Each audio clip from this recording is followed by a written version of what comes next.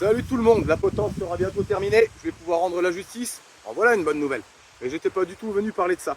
Il y a pas mal de gens qui m'ont posé une question suite à la vidéo que j'ai mise sur la grosse galère que j'ai rencontrée en balade et qui me demandaient mais comment tu fais pour arrêter l'action d'un chien à plusieurs mètres sans le toucher.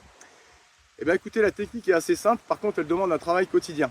Je vous explique. Quel que soit le chien avec lequel je rentre en interaction, que ce soit mes propres chiens, que ce soit les chiens de la pension ou les chiens que j'ai en clientèle, je suis toujours d'un calme absolu avec. Et pour eux, le calme absolu, c'est mon état normal. Ce qui fait que de temps en temps, quand ils font des conneries, j'ai juste à faire un petit « Hey !» et je suis directement pris au sérieux. Et si ça ne suffit pas, je peux monter un peu plus fort grâce à la technique du sergent Clébard. Illustration. Ça, c'est le putain, même si il y a une putain de situation de stress. Mon gueule, c'est moi qui parle.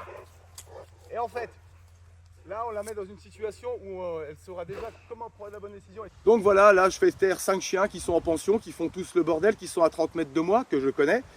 Et vous voyez que ça marche et qu'il n'y a pas besoin de déployer grand-chose. Par contre, je précise aussi que j'ai pas besoin d'aller plus haut, justement, puisque étant calme le reste du temps, un petit coup de voix suffit. Je ne suis pas obligé d'aller les voir pour les tabasser, pour me faire respecter, pas du tout.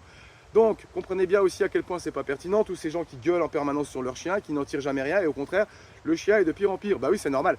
À force de gueuler, vous le désensibilisez, et à force de gueuler, le chien pense que c'est votre mode de communication. Mais ça, on y reviendra dans une prochaine vidéo, c'est promis. Donc si vous voulez être crédible au minimum aux yeux d'un chien, il faut absolument être d'un calme incroyable la plupart du temps. Sinon, ça ne marche pas. Il faut juste être capable de monter très vite, très haut.